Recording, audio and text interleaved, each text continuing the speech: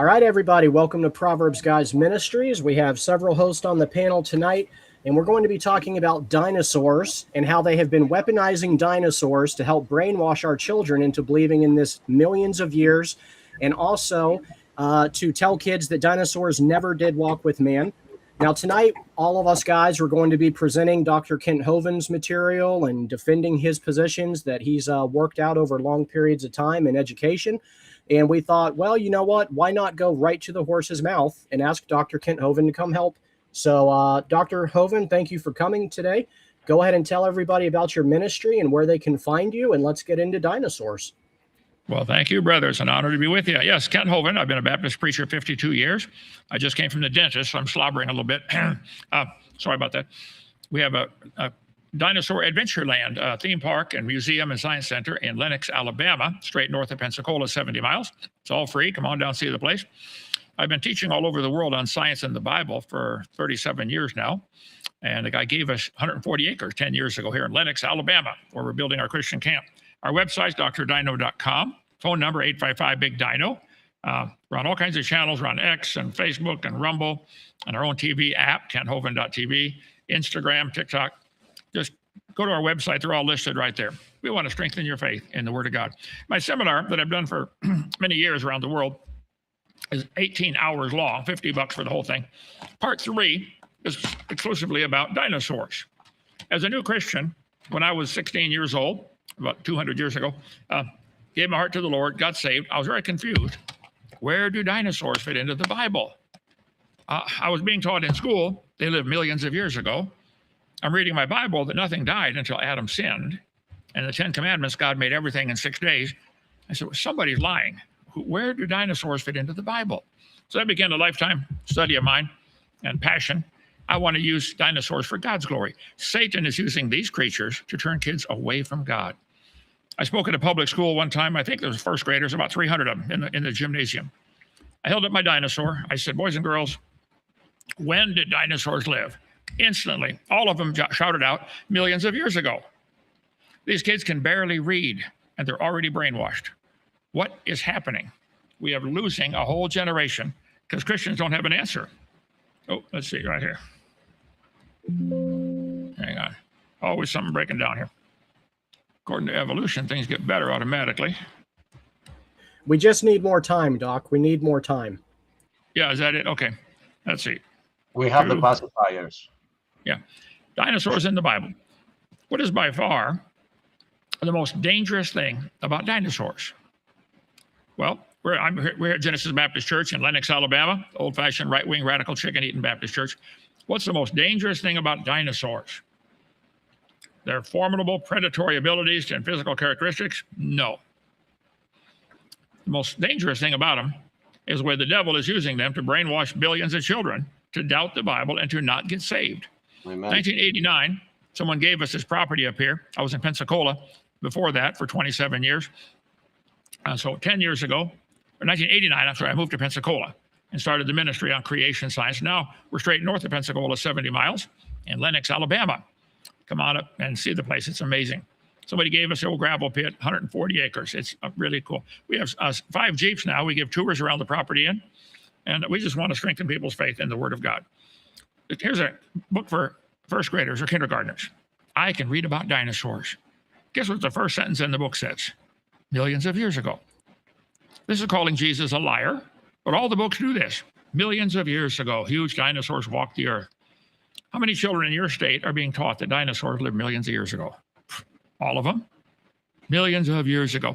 I do this presentation with kids groups, and I say, now kids, whenever you see the beep sign, stand up, turn around, sit down. Parents, look, don't expect your kids to sit for an hour while you lecture them. Give them a chance to stand up, turn around, and then I say, so they stand up, turn around, sit down, and I go right on with the lesson. And every couple of minutes, I have beep, and they'll stand up, turn around. It gets the wiggles out of them, and they listen much better. Here's Dr. Seuss. Not hundreds of years, not thousands of years, but millions of years, long before you were born. There's an evolution textbook for college. They teach that humans evolved, are related to dinosaurs 345 million years ago. Kids in school need to be vaccinated against evolution, not against the other stuff they want to vaccinate them against. My video series would really help. I tell people, when I started my ministry 37 years ago, I used to loan videos out. I learned right away the Christians don't steal, but they borrow and never return. So you buy it for $50, watch it, copy it, return it, get your money back. Can't beat a deal like that. Been my policy now for 37 years. Disney pushes dinosaurs as proof the earth is millions of years old. This is a common theme, and it's time Christians do something. The world's largest dinosaur in Canada, 82 feet tall, 375,000 visitors a year in a town of 3,000 people. They push the ridiculous religion that dinosaurs lived millions of years ago. Inner Mongolia is building the world's largest dinosaur park. And guess what they're going to teach? Evolution millions of years ago. I'd like to build a brachiosaur here up on a gravel pit up on one of the hills, 100 feet tall, have the world's biggest dinosaur. Beep, stand up, turn around, sit down. Never mind. Okay. So the Bible teaches God made everything in 6 days about 6,000 years ago. Everything. It's in the 10 Commandments. Nothing died till Adam sinned. Dinosaurs are part of the original creation with Adam and Eve. They were all friendly plant eaters. Reptiles never stopped growing. People before the flood, according to the Bible, Genesis 5, the people lived to be 900 years old before the flood came. Well, reptiles never stopped growing. They'd get 70 feet long. And dinosaurs are confusing, even today, to scientists. An 80-foot Apatosaurus, this guy, had nostrils the same size as a horse and had small lungs. So they scratched their head and wonder, how could they breathe? Well, today they couldn't, and they don't. There's not 80-footers alive today. The Bible teaches before the flood came, in the days of Noah, there was a water layer above the atmosphere. It compressed, I believe it compressed all the air down to maybe 10 miles, double air pressure at the surface, and richer oxygen. Amber, which is petrified tree sap, amber often contains insects and also contains bubbles, air bubbles. Probably from when the trees got broken in the flood, a sap would ooze out and harden, trapping pre-flood atmosphere. The air bubbles in the amber have 35% oxygen. The air we're breathing today is 21%. So I think before the flood came, there was richer oxygen and greater air pressure. So an 80-foot dinosaur could have small nostrils and small lungs. Not a problem. That crystal canopy that used to protect the world got shattered at the time of the flood. And so it's gone now. The air would expand out to the current 40 or 50 miles. That would answer the heat problem they talk about. And also why people don't live to be 900 anymore and why dinosaurs don't get 80 feet long. But there are many reports of dinosaurs still living. Here we go. Roy Mackal, University of Chicago, went twice to the Congo swamp in Africa. He believes in evolution. He came back and wrote this book. He said, folks, there are small 15-foot dinosaurs still alive in the Congo swamp. What? Of course, his colleagues thought he was nuts, you know. See, evolution is a religion. They believe it. It's not science. Noah took dinosaurs on the ark, probably babies. They eat less, they poop less, they sleep a lot longer. And they're going to live longer after the flood to produce more babies. And that's why you're bringing them. See, the Bible says Adam lived 130 years and had a son, Seth.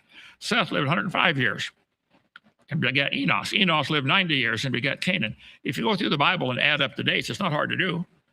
You can make a chart like this. Before the flood is the dates in Genesis 5. After the flood is Genesis 11. Gives a bunch more numbers, how old they were. Add them up. You'll get what everybody else gets. 4,000 BC for the creation. So before the flood, it was very different. How can man live to be 900? Well, we cover that on video number 2 of my series, okay? But Steve, to make it simple, dinosaurs lived with man. They're part of the normal creation. The Bible is very clear. Nothing died until Adam sinned. Man brought death into the world. Evolution says death brought man into the world. I would encourage people to start a ministry on creation using dinosaurs. If you're not a PhD and don't know all the chemistry and all that stuff, it doesn't matter. A 5-year-old doesn't ask questions about carbon dating.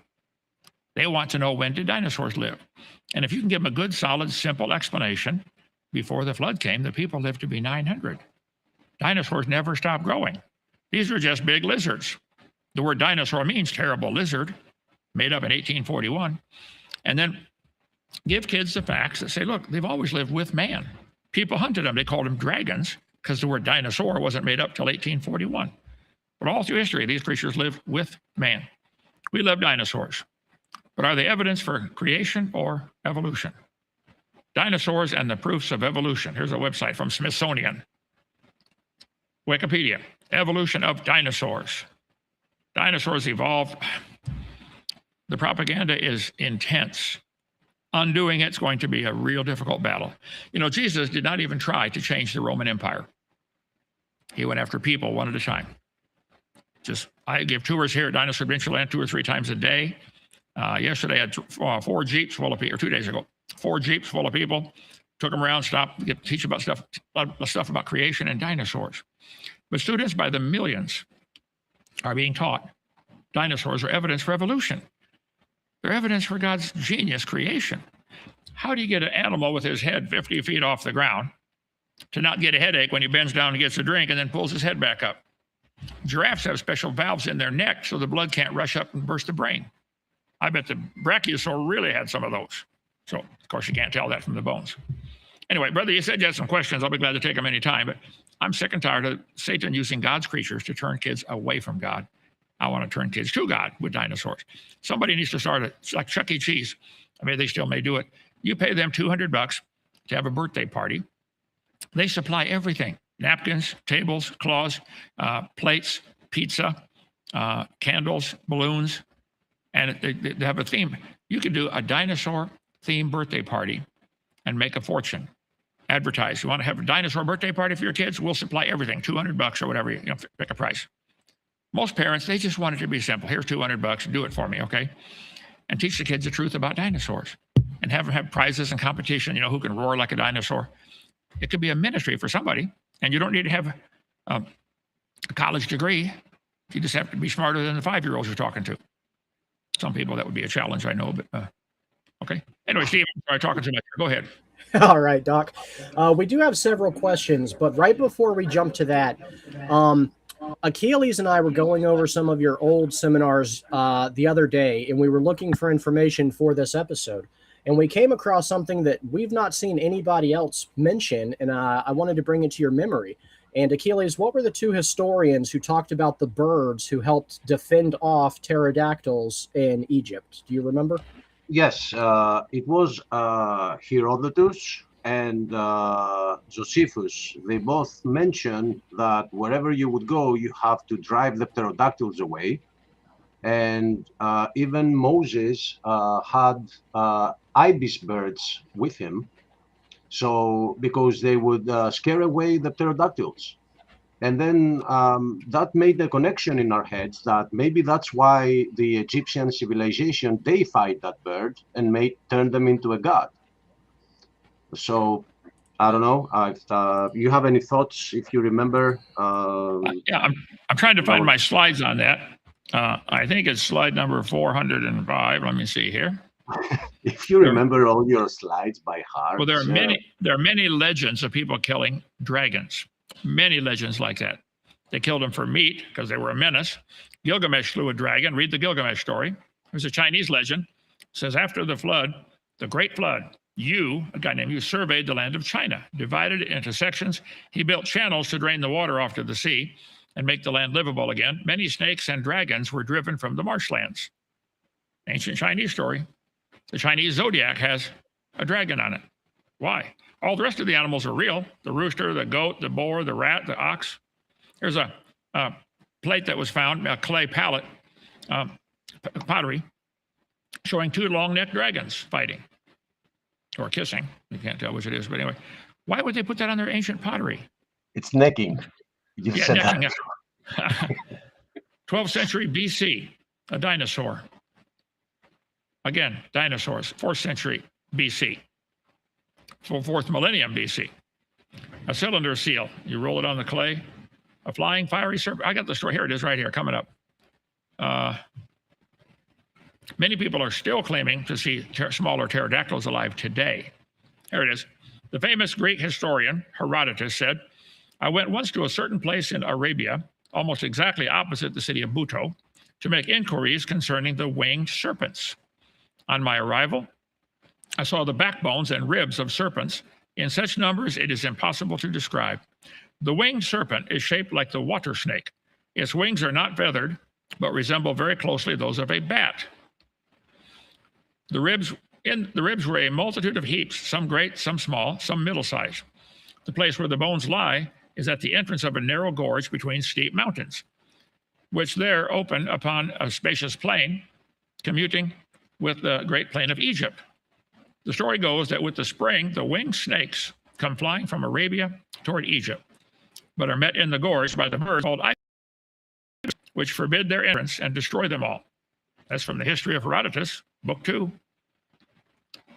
The ground was difficult to be passed over because the multitude of serpents, which it produced in great numbers, and indeed is singular in some of those productions which other countries do not breed.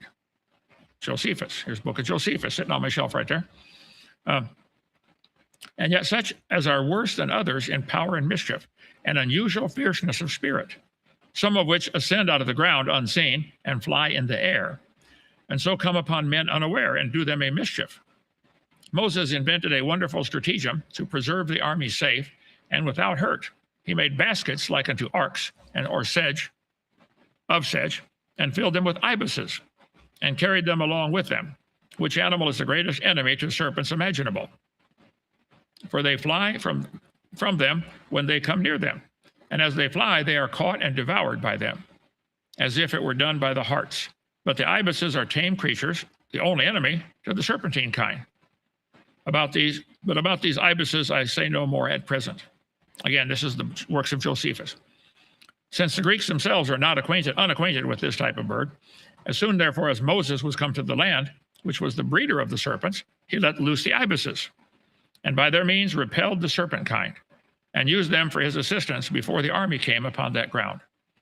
When he had therefore proceeded thus on his journey, he came upon the Ethiopians before they expected him, and joining battle with them, he beat them. 793 AD, this year came dreadful forewarnings over the land of some hard name, terrifying the people. These were immense sheets of light rushing through the air and whirlwinds and fiery dragons flying across the firmament. Anglo-Saxon Chronicle. The Babylonian god Marduk is shown standing on top of a fire-breathing dragon. Job 41 talks about Leviathan. Out of his mouth go burning lamps and sparks of fire leap out. Out of his nostrils go a smoke. I've seen deacons do that, Southern Baptist churches. Okay. His breath kindles coals, and a flame goes out of his mouth. That's what it says. And read Job. In the book of Daniel, the Catholic Bible's got 2 extra chapters. They should not be there. They're called spurious books, but they added them. There was a great dragon in the place, and the Babylonians worshipped him. The king said to Daniel, "Thou canst not say this is not a living God. Adore him, therefore." Daniel said, "I adore the Lord my God. He is a living God, but that is no living God. Give me leave, give me permission, O king. I will kill this dragon without sword or club." The king said, "I give thee leave." Daniel took pitch and fat and hair, boiled them together, and made lumps, and put them into the dragon's mouth, and the dragon burst asunder. That's what the story says. Daniel was a man who understood science. He knew that pitch is made from tree sap. Fat is salty tasting, and almost all animals like that. And hair won't digest. Mixed them together, the critter swallowed them, plugged up his intestines. Those were the days before Rooter, and he burst asunder. Hovind theory. This book about the rise of Babylon, Saddam Hussein. I've been told that Saddam means prince. George Bush always called him Saddam. He mispronounced it on purpose because Saddam means horse's rear end. No, George Bush. Okay. But anyway, there are lots of legends in ancient Babylon of people knowing about dragons. Let's see, this is brick. Here you go. Dragons and lions on the ancient walls of Babylon. They're still there today. A soldier friend of mine was over there and said, "Yep, here they are, dragons, right on the wall." Why would they do that in 600 BC? Because there were some still alive. So I think dinosaurs have always lived with man. There's some possibly still alive today in the Congo swamp and Loch Ness Monster and all that kind of stuff. Alexander the Great said when they conquered India in 326 BC, his soldiers were scared by great dragons that lived in the caves. Here's a Roman mosaic from the 2nd century AD, after Christ, showing 2 long-necked dragons fighting, or necking, okay? Here's a mosaic from 100 AD. Why would they show a dinosaur? Here's a 1562, 450 years ago, a painting called The Suicide of Saul, King Saul committing suicide. In that circle, it sure looks to me like they're riding dinosaurs. Why would they make a painting like that 450 years ago? St. George slew a dragon. There's a dragon fighting an elephant. Beowulf story talks about he slew many dragons. There's a Beowulf story in English. Okay? He pulled off one of its front arms and the creature bled to death. That's what it says. So, guys, there's so much information. I think it's overwhelming. Dinosaurs lived with man. They did not live millions of years ago. Noah took them on the ark, probably babies. And people killed most of them after the flood, but there probably are some still around, like Loch Ness Monster kind of stuff. Okay? Sir, it is impressive in itself that we just picked up a random point in your seminars, and you even remembered the slide, and you gave us way more info than we could have expected. I'm actually glad that you just came back from the dentist, because you need handicap to counter this. Like, if you can do this with your half your brain and your hands tied behind your back. So, next question. I would like to share a picture with you, which, as you know, the propaganda is very strong with this one, with what we're talking about. Our children have to fight at school, and we should be doing the fight for them instead of letting them go and fight their teachers. And this is from the recent Jurassic movie film, and they are presenting this dinosaur.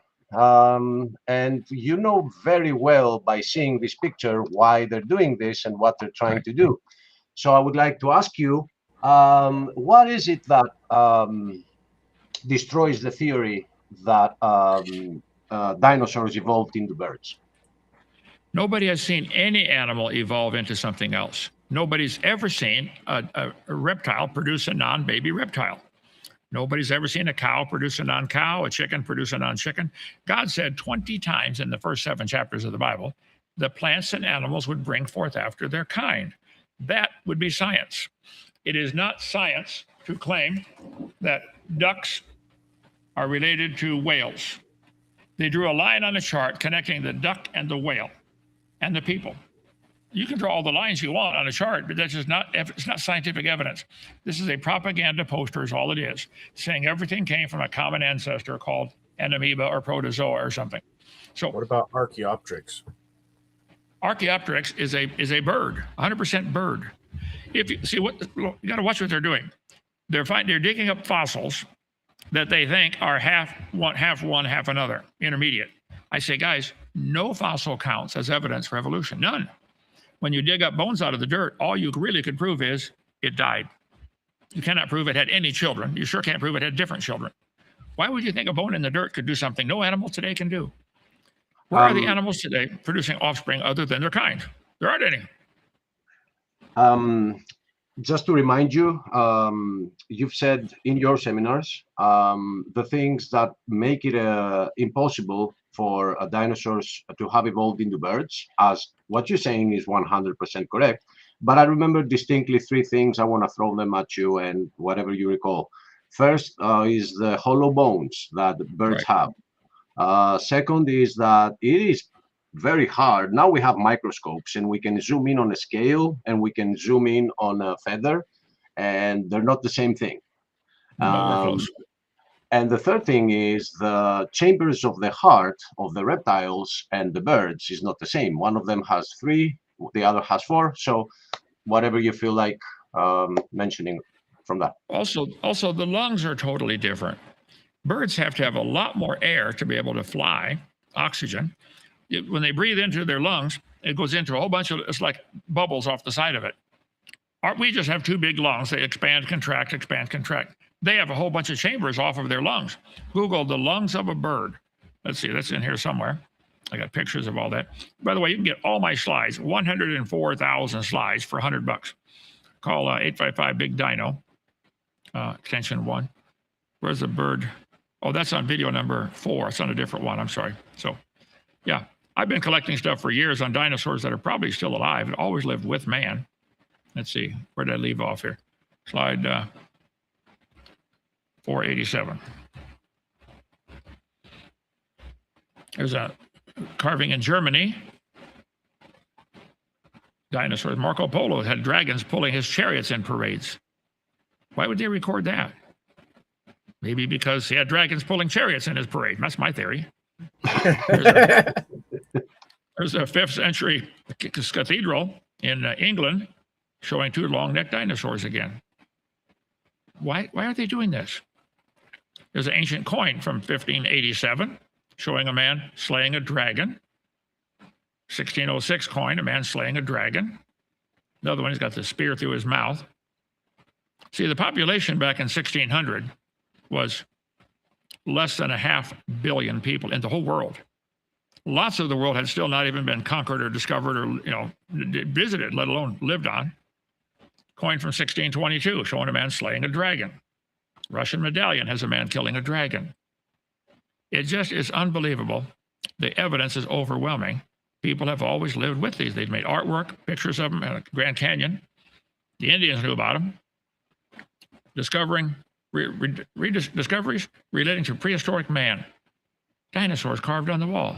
Some guy said, the fact that some prehistoric man made a pictograph of a dinosaur on the walls of the canyon upsets completely all of our theories. Oh, you poor guy. Okay. And that was in 1925. He said, we know dinosaurs went extinct 12 million years before man appeared on Earth. Really? Now they know it was 65 million years ago. They keep changing the number. You don't know either of those. You cannot prove the extinction of anything. You'd have to be everywhere at the same time. And you can't do that. Okay. But there's just 1770, they said the Earth was 70,000 years old. In 1905, the official age of the Earth was 2 billion. 1969, the official age is 3.5 billion. Now it's 4.6. Earth has been getting older at the rate of 21 million years per year. It's getting older 40 years a minute. Aging fast. I'm tired thinking about it. There you go. Utah. Blanding, Utah. Carvings of dinosaurs. I think we've been lied to. They've always lived with man. There's nothing, Christians have nothing to fear from dinosaurs, but Christians have abandoned the field, and we're letting the devil use these creatures to turn kids away from God. I'm sick of it. That's why we started Dinosaur Adventureland. It's free. You've got 30 cabins you can stay in, 17 lakes, 6 zip lines. Are building a Noah's Ark, 1/3 scale model. Come on down. Pay us a visit. Before we go to Richard and the next question that we have, because you mentioned that, one thing we encounter a lot is people that are Christians who are old Earth creationists. They believe in a God, but they believe that he used the evolutionary process. And although we've taken parts from your seminars and have presented them here, maybe you have an answer for those that think that way. Well, Jesus said the creation of Adam was the beginning. Matthew 19:4, Mark 10:6. Was it or wasn't it? Make them argue with Jesus instead. I don't want to argue with them. Jesus said the creation of Adam was the beginning. Was he lying? Was he stupid? In the 10 Commandments, God said to Moses, write this down. The 10 Commandments, actually, God wrote the first one with his own finger on a rock. Moses broke those, and God had to make a second copy. But God talked about the Sabbath. He said, I want you to honor the Sabbath, for in 6 days the Lord made heaven and earth, the sea, and all that in them is. That would include man and dinosaurs together on day 6. That's what it says. You believe that or not? So if someone claims they are a Christian, they love the Lord, love the Bible, but they also believe in evolution, they're really confused. Tell them I said so. All right. Brother Rich, if you want to go ahead and start pulling up those questions for Doc, we'll let him address them one at a time. We had a couple good ones.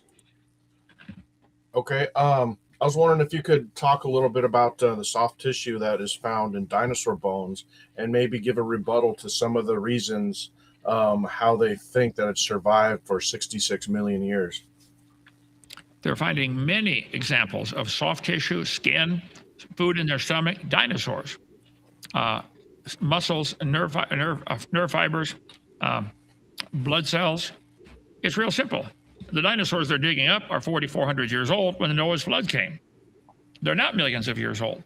There's no possible way those soft tissues could remain soft and flexible for all those years. Mary Schweitzer, who believes in evolution, or claims she does, I guess, she found the first one I'm aware of. And she said, man, this is crazy. It's soft tissue. So they started asking the question, how could it stay soft for 65 million years? It will never enter their brain to think, maybe it's not 65 million. No, they're not allowed to think that. Biomolecules normally break down quickly. Researchers have identified how these tissues can persist Iron catalysts. Iron nanoparticles released from the degraded blood act as a natural fixative, similar to the way formaldehyde. For millions of years, guys, come on. Cross-linking. Proteins become tightly bound together, strengthening them against environmental degradation. Oh, for 65 million years. Mineral encasement. No, that may be at work. This is what they're saying. Is that just from, where'd you get that, Joseph? Well, AI? That's your slide. That's my slide. I got it from just a Google search real quick, to see if you could rebuttal their excuse or their theory of how it was able to stick around. Well, how do you demonstrate that? Go ahead and encase one and watch it. You stick a pound of bacon in your freezer, come try to eat it a year later. That's just a year, and it's frozen. No, to just wrap it up in minerals, it's going to last. No, I'm sorry, I don't buy that. But even then, it's begging the question. They're found in many places in the world, all different types of soft tissue, food still in their mouth.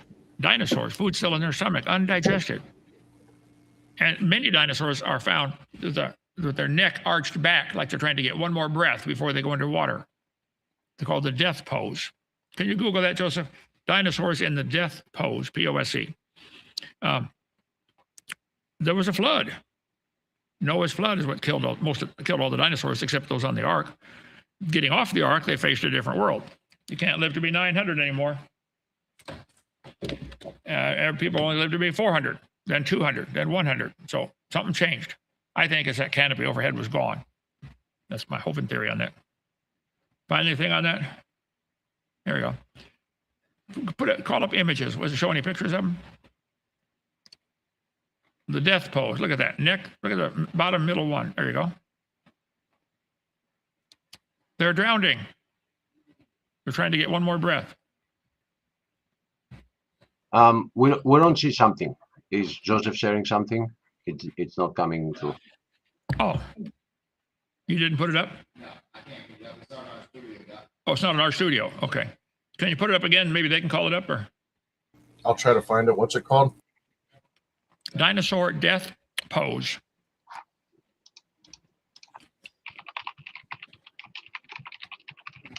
See, in 2 Peter in the Bible, 2 Peter 3 says the scoffers are willingly ignorant of the creation and the flood. The flood, there you go. Why do they have their neck twisted back like that? Is that the way they died? Nice and relaxed? No. They died trying to get one more breath.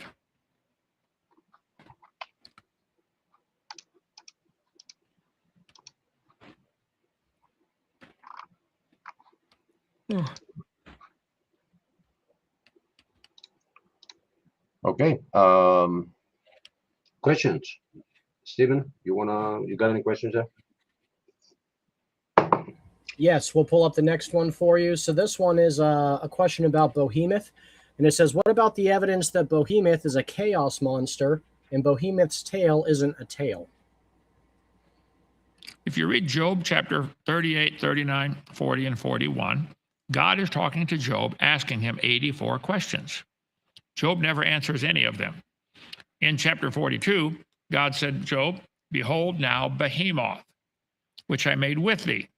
The first clue is he made it with Job, okay? He said he's the biggest animal God ever made. That would be this guy right here, the Brachiosaurus. It says he's got a tail like a cedar tree. Some Bibles say it's maybe elephant or hippopotamus. Go look at their tail. I think this is obviously this guy right here, the Brachiosaurus. So read Job chapter 40. I'm sorry, no, it said 42. Job 40, starting about verse 15. This is describing a dinosaur. God said, behold now Behemoth. Well, God would not ask Job to behold Behemoth if he could not behold Behemoth. So I think the critter was right there with him. It says, which I made with thee. He eats grass like an ox. Vegetarian. It says his strength is in his loins. His force is in the navel of his belly. The biggest part on him is his belly. And that is exactly correct. Let's see. Dinosaurs in the Bible. Here it is right here. Dragons are mentioned in the Bible quite a few times. Let's see, 16 times. Dragons are mentioned. Dragon or dragons plural. So dragon singular found 19 times. Here, read the book of Job. You can read how Job had 7 sons and read the whole story for yourself. But Job, when God was asking Job questions, to get up here, chapter 30, I'm sorry, 40, chapter 40. Coming. Okay.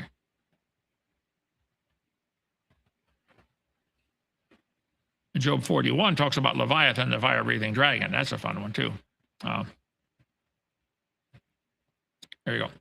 Behold now, Behemoth, which I made with thee, eats grass like an ox. Some reference Bibles say it might be elephant hippopotamus. No, it's probably Brachiosaurus, or Cedosaurus or Apatosaurus, most likely the Brachiosaur, or maybe Blondosaur. Your talks were kind of slow. Okay.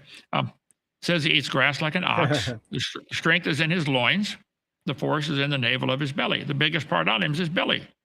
People say elephants have a big belly. Yep, that's true. Hippos have a big belly. Brachiosaurus had a big belly. He's got a big belly. So does he. He moveth his tail like a cedar. His tail's like a cedar tree. Take a look at an elephant's tail. Not like a cedar tree. Okay? Hippo tail, not like a cedar tree. Try again. Before they make comments on the Bible, they really ought to, read it first, okay? His bones are like bars of iron. His bones are like pieces of iron, pieces of brass. His bones are like bars of iron.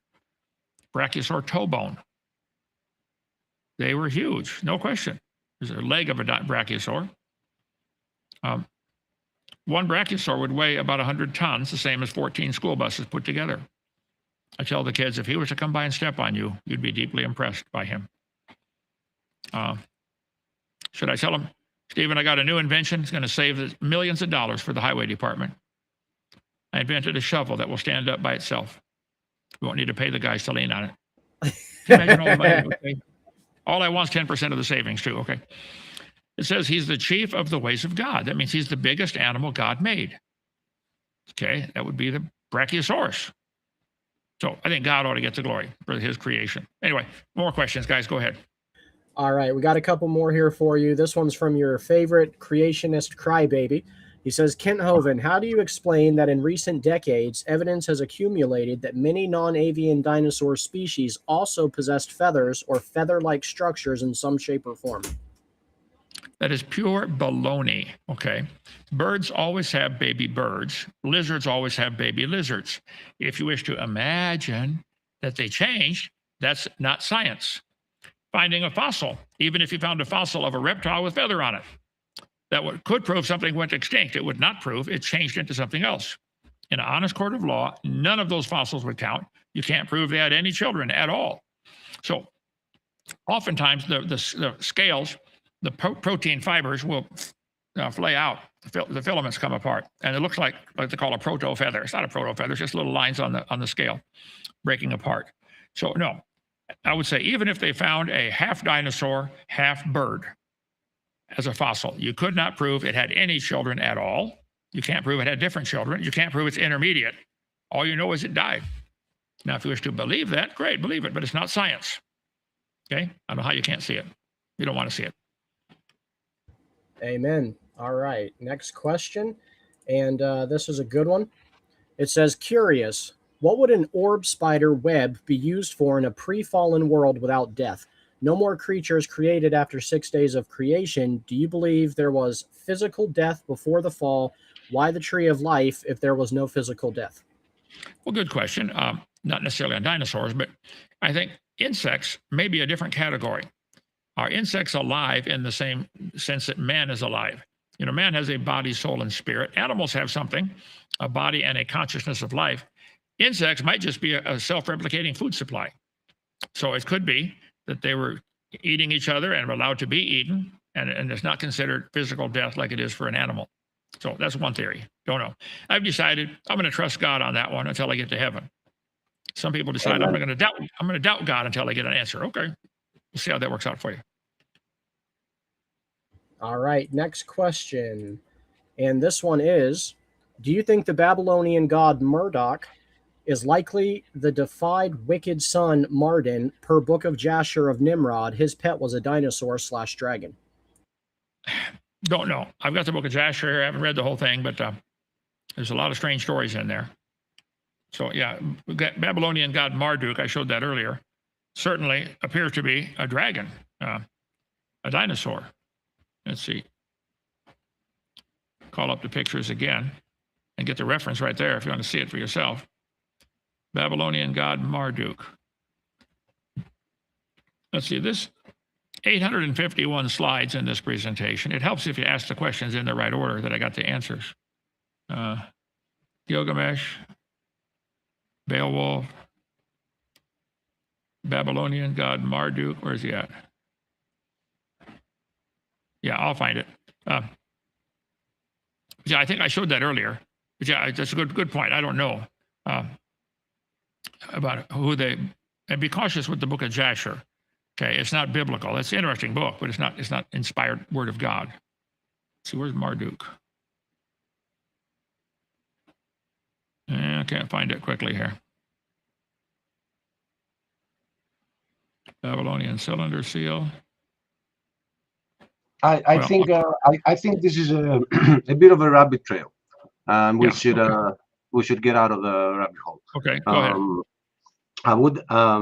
I mentioned this earlier. I would like to drive this through to viewers.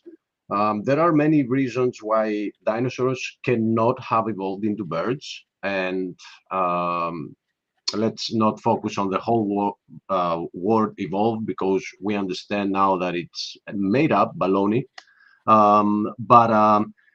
Can you tell them how a 3-chambered heart works completely different than a 4-chambered heart, and they can evolve from one another? You can't change. It would change your 4-cylinder engine into a V8 while it's running.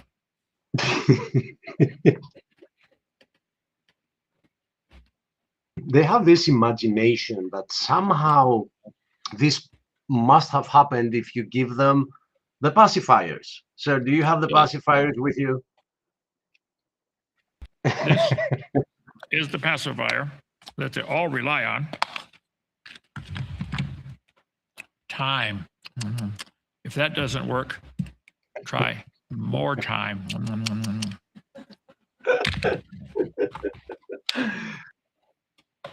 It would be a joke. With that one on there. It would be a joke if it wasn't this dangerous to people's face. Oh, yeah. Okay, so this one relates to fossils, but it can also tie into dinosaurs, Doc. So best answer you have for this. And this is a question for me. Evolutionists claim that we have a lot of trouble finding transitional fossils, and they'll say things like, a fossil is very hard to preserve, and it's almost a miracle when we find them. My question for you is, why don't we have the same issue finding fossils of other creations that we know exist already? It's only the transitional fossils we never seem to have luck finding. Any thoughts on that? Well, like I tell them, no fossil counts. You can't prove any fossil is transitioning to something else. All you know is it died. Right now, cows produce cows without exception. Dogs produce dogs without exception. Ducks have baby ducks. There are no exceptions. That's what we can observe. Science is what we can observe, study, test. We know there are 167 varieties of ducks, and we can assume they had a common ancestor called a duck. See, the animals don't know that we're classifying them. They don't even care. They know what to look for in a mate. On our property right here, we have a bunch of ducks, about 50 of them. I feed them every day when I go around on the tour. We have ducks, fish in the lake, snakes. We have cows. We have donkeys. We have sheep, goats, pigs. They all know what to look for in a mate. The pigs don't even consider mating with the ducks. Don't even think about it. They know what to look for. And keep in mind, they don't even know what they look like. But they know what to look for in a mate, don't they? Yeah, strange, isn't it? And we're the ones classifying them, not them. They don't care that we're classifying them. Sir, a quick question. I gotta go give some meds to my dog. After being on the internet for this long and dealing with all the attacks that you have been, the ad hominems, the strawmans, are you seeing all these trolls that exist? Are you sure we don't come from apes and they're like closely related? They haven't evolved out of it yet? I don't know. Just I had some students when I was teaching for 15 years that made me wonder, but no.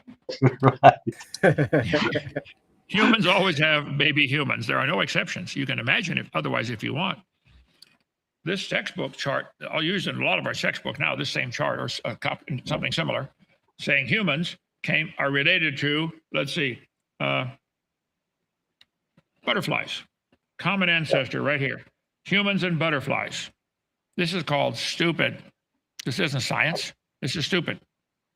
And we recently got attacked no, they were attacking you. They were saying that this is a straw man and you're using a very outdated tree. So we went online and we brought them the most up to date, and it shows the exact same thing with just more lines. That's what it does. Like it's the same thing. It's everywhere. It's on Wikipedia. It's on textbooks. It's all over the place. Yep. See, they want very badly to not believe in God. Because if the story of the Bible is true and God made the world, that would mean he owns it and he can make the rules. They don't like his rules. That's really what they're running from. I tell people, look, if you don't like God's rules, build your own planet and make your own rules and do whatever you want. This one is his. He made the world. He owns it and he makes the rules. If you don't like it, go build your own planet. Simple. But this one's his and he's going to be the judge, whether you like it or not. And because I'm Greek, I can verify that willfully ignorant means dumb on purpose. That's what they are. Rich, did you have any more questions for Dr. Hovind before we free him up? He has a show in about an hour and 15 minutes he needs to prepare for. No, you guys actually covered what I was going to ask him. Just, do you need an electrician to come down and wire your Noah's Ark here anytime soon? I do. Hey, do you know what's black and crispy and hangs from the ceiling? What? What? Polish electricians. Oh, my Lanta. All right. Go help him out, Rich. Okay, sounds great. Thank you. Come visit Dinosaur Adventureland. It's free. It's amazing down here. God is good. It's just some of God's kids that drive me nuts, but God is good. That's it. If you want to get a hold of us, there's our address, drdino.com, 855-BIG-DINO. We're on all kinds of channels, Rumble, Facebook, Twitter, everything, even YouTube. People put our stuff up on YouTube. Please do. So we want to strengthen your faith. Okay? Thanks for having me on, guys. Praise God, and may he bless your ministry for many years more, Doc. Thank you. Amen. God Thank you. Thank you All right. for all your work. Thank God you. bless Bye-bye. Man, I love that man. And I love his sense of humor. Cracks me up every time. Now you have an excuse to come back to America and go visit his place, man. You'd love it there. Yeah. If I came to the U.S. again, I would make it a permanent residence in DAL, and I would move around. But I would go help him and help Joseph out with all the technical problems and all he's doing. He's done a great work. I don't think he needs me, but I just, and then I have other skills. I can do like even building and plastering, and I'm a mechanic. Anything I could do to help that ministry. And I don't know, man. Maybe I should start a DAL around here. Greeks are captives to Orthodoxy, which is getting close to Catholicism, accepting old earth slowly, but you don't have an authority to attack. It's like if you ask one priest, they say, no, I don't believe in old earth. Then you ask the other one, it's like, yeah, I believe in old earth. So you don't have, and people don't know. I was discussing with somebody today, because I'm selling some computer parts, and we started talking about parts, and he started telling me about the world and all that stuff. And all of a sudden, like the discussion went there. People are not educated here at all. So should I come visit DAL, or should I make this a mission around here? Why not both? If you make one out there, I guarantee Doc would probably endorse it for you. Right. I needed some time, guys. I tried to go give my dog some meds, but I couldn't leave, so I'll be right back. Okay, go ahead. See you later, man. Yeah, if any of you guys haven't checked out Dr. Hovind's ministry in Southern Alabama, I lived there for on and off for 4 years. the best way I can describe it is it's like living in the world, but living around a Christian family. You know, God says, "Live in the world and not of it," and that was the closest place I could find to actually really have a supporting family to do that. I mean, it's in the middle of nowhere. Rush hour is two vehicles at a stop sign. It's just peaceful, and they say it's an old gravel pit. You'll hear atheists scoff about that, but he turned that gravel pit into something just absolutely enchanting. You know, and if you're ever wanting to um, film a movie, that place has every setting you need for that movie. You know, desert scenery, dense forestry, jungle, swamplands. I mean, it's an incredible place. You know, definitely go out there, visit the place, volunteer for a little while. It'll blow your mind. When I was there, we had people come through and say that the kids enjoyed it better than Disney World. They did it on the same trip, and the kids had more fun there. It's a lot more hands-on. Um, got an amazing museum. Teach you all about creation. The 6 days of creation, just detailed. I wonder if he'll let me add a couple things to it. I've got some theories I'd like to throw out there for him. But they'll feed you, you know, they'll put you to work. It's amazing. You know, they've got a petting zoo up there.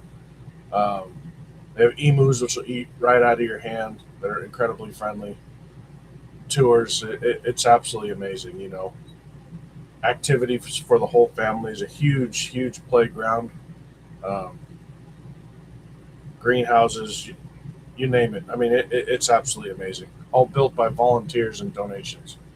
You know, there are very few places on this planet where you can really walk into a place and know that the Holy Spirit is there. That's one of those. That place changed my life. For those of you who know my testimony, I mean, I was going to into a career of aerospace engineering, and just as I was about to get started, God opened my eyes right away and literally told me, "Look, I need you doing something else." And he sent me down to study off of Dr. Hovind. I mean, that guy's one of the most brilliant people on the planet. I know he doesn't like me saying this, but you know, he has an IQ of 160. So Stephen Hawking has an IQ of 160. Elon Musk has a high IQ of 160.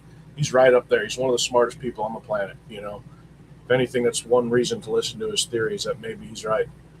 Um, Guy's a genius. He has a heart to serve God. That's it. You know, and he needs help building his place. I mean, his entire place is open for free, and he just wants to teach people about God. You know, he wants to get people saved. That's his entire goal. And that's why people hate him so much for it, is just because he's right. You know, 100% I agree, Rich. Now, we did open up the panel. The panel is open right now. I have posted the link, and hopefully Brother Achilles will be back, you know, soon as he's done with the doggies, because I have a feeling we'll have some atheists want to come in here and pound on us after hosting Kent Hovind. And yeah, I'm glad that I was able to reach out to Doc, and he was able to and willing to come on and share with us his knowledge about how dinosaurs are being used to brainwash our children. Because even though we point to a lot of his information, he really is the horse's mouth on the topic. So it's appropriate that he was here tonight. yeah, I got DC coming in. Hey, boys. What's up, DC? How's it going, man? How you It's doing, bud? going. It's going good every day. Well, what did you think of what you saw so far? You know, I was thinking that, you know, years ago, I didn't really have many answers. You know, it appeared that, you know, science has solved the evolutionary, you know, quest, that evolution is a proven fact and that billions of years is a proven fact. And so, but to go from where I was to now is just the more and more evidence that you actually look at, the more ridiculous that theory and hypothesis becomes. And it becomes a laughing stock, because it's like, you know, when I just sometimes relate back to Mormonism. When I was a Mormon, you know, the things that I was taught, it was truth, sounded great. But when you start to dig into the facts of it, the facts just start to disprove itself when you zoom in. And I've been noticing this trend of smoke and mirrors, right? As to, oh, it's proven fact, but then how? Like the discussion today, right? How do you go from a 3-valve heart to a 4-valve heart? There's no explanation. They can't do it. How many scientists around the world working in biology, and they still cannot answer these questions? In fact, the questions get harder to answer the more knowledge that we have. And so, you go from right now, in 5 years from now, their answers are going to be even harder to answer because it's built upon lies. When something's not truthful, eventually it's going to be found out that it's not truthful. And that's what led me out of the Mormon church, was because there was a time period where we didn't have much evidence to prove that Joseph Smith was a false prophet and the Book of Mormon was a 19th century creation. What happened was, as further as time went, we started to notice, hey, wait a second, there's stuff from the New Testament injected into the Book of Mormon. How did it get there? And so the evidence has started to come out, and I'm seeing this trend is what's going on with evolution is to take one animal and create a whole nother species out of one animal type. It sounds great in theory on the outside, but when you start to go into the mechanics that it requires to make that leap, it just literally becomes improbable and impossible. It just to take that leap just can't. Science is just going in the wrong direction to prove it, because it's just being proven to be insurmountable. We are warned by scriptures about knowledge falsely so called. In the book of Timothy, Paul is warning Timothy to beware. And scripture is divinely inspired. And here we are doing way worse. And Satan did, the Bible does tell us that Satan fools the whole world. And we are a minority here. Young earth creationism is a minority. Like you see, even Christians, hello scriptures, welcome, who still believe that an evolutionary theory is part of God's plan, even though it contradicts the Bible. It needs death before Adam, which is not what Jesus said, but people just won't let go of it. It's so sad. Yeah, and that really is hope. Sorry, I froze a drink. I like my drinks to be as close to frozen as possible. Now it's bubbling up out of the top. But that's the thing is time is going to be our best friend, because as time progresses, we're going to be able to show with better science that I don't think we have that time, DC. And time is their God, the evolutionary deity, because whatever doesn't work, they just add some time, and then they add more time, and then they add more time. But from our perspective, I think we are in the end times. Wherever somebody thinks we are in them, is a completely different debate, but we definitely are closing in 2,000 years from Christ. And I don't think we have the time to say, well, we'll get them in the future. Every day counts. And this is a calling to other Christians too, to realize that this is the root of the problem, of all the problems we see around us. Abortion, depression, how many did we or did we not get to the other night? We should be doing this more often than debating things like Calvinism, whether we should keep the Sabbath, which denomination is best. I think we should be focusing more on this one. Yeah, and when I was speaking of time, I don't want to inject because I'm trying to stay on topic, but we definitely are at the end times, and the truth is going to be revealed in a very short amount of time. The scriptures do talk of a 1,000-year peace millennium, and that peace is going to come through, absolute truth, and people are going to know the truth, and we're not going to be given under these lies. I know, I agree with you. Let's try to make this back and forth. I agree with you, but there is that little tiny little thing before that time. It's called judgment. So what we have to do as Christians is make sure we can save like one person from that. Get Right. them to get in the kingdom that's coming, and they will know the Right. truth then, right? Right, and that is the goal of this discussion, is not to just prove that we're right and they're wrong. It's there's so many Christians out there that are believing in these lies because it's been presented in a way that seems more plausible than what the Bible is claiming. And so Right. being able to come out here and show like, hey, I started a Facebook channel just a couple days ago, and I'm starting to post, a lot of evidences that just backfire when it comes to this old age and evolution, because we do have solid evidence that disproves billions of years and evolution. And there's a lot of people out there that are unaware of these things, and so they're not given a viable option to help them understand that you don't have to accept bad beliefs and try and merge it with the Bible because you don't have an answer. We do have answers. So the more that people can be, given the opportunity to actually see opposing evidence that is a better explanation for what we see, then people can then let go of these bad Christian beliefs, trying to merge, bad science with the Bible. It's great. DC, may I interrupt you? Just not because of something you said, but because of something Odin just seems to be having a beef, and I love beef. I love roast beef, so let me do a little bit of roasting. Odin, my words were that it doesn't matter where we are in the end times, but we are in the end times. The Bible is right next to you.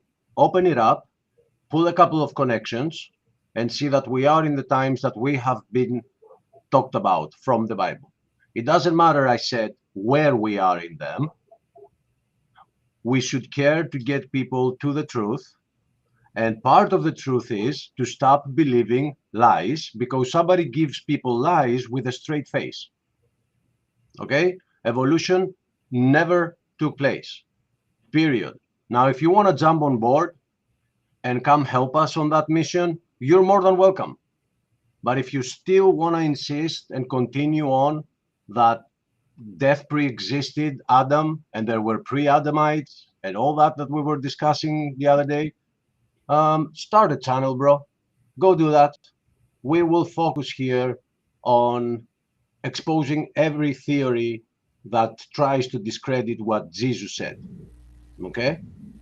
Hey, we don't want to be talking too. to me on that, Achilles? We have a new guest. No, brother, no, it's the comments in Odin. I know you have a different view, but I would love I was First going to of all, ask you if give me your feedback here. But Okay, yeah, I've got to go. My family's eating, so I'll give this really quickly, and then I'll come back if I have time later. So you think the problem of evil in regards to animal death is your number one criticism of old Earth positions, correct? I don't know if I can call it number one, but it is an issue. Yes, it is a big issue. Okay. Have you ever read any of the literature on what are called rebel angel theodicies? In fact, there's a person that has a channel, the Analytic Christian, who just had a guest on that had a new version of that called the Omission Theodicy. Have you ever heard of that? You've done this 10 times with me, scriptures. Every time we discuss on something, you ask me about some different literature, whether I've read it. And no, I haven't. And this is one of those cases as well. No, I haven't. I read the Bible. Okay, it's just some of the cutting edge research in regards to that, because admittedly it is a weakness in our position. So I will grant that, but that's where a lot of the cutting edge research is right now, because animal suffering is a big deal in topics. But I did have one other thing to mention really fast, and I've got to leave. The Gray Fossil Site in Tennessee has no dinosaurs.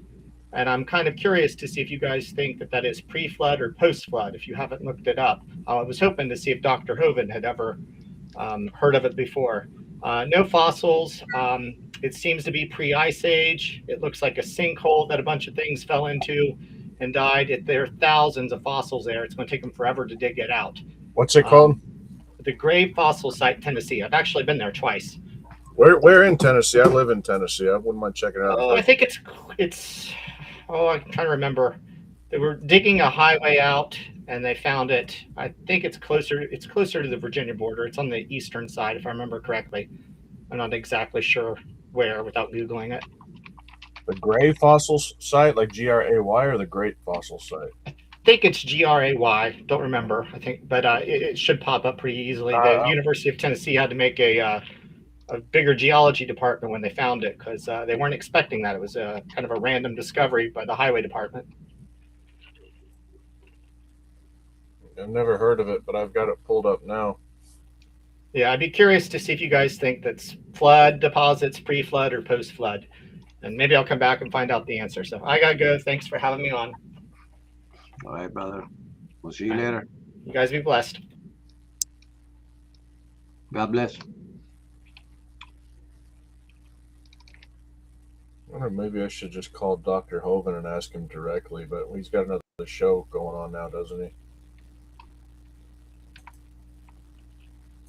Now, while you're looking that up and deciding, I want to make a comment on that. Is we find that type of feature where there's a collection of dinosaur bones, of multiple dinosaurs, multiple depositation of fossils of many different kinds and types. They are collected all over. And the best explanation for those, even if we don't have direct answers to answer today, is, if there was a flood and it wiped out the animals, if you're in a flood, it's going to cause you to pool in an area.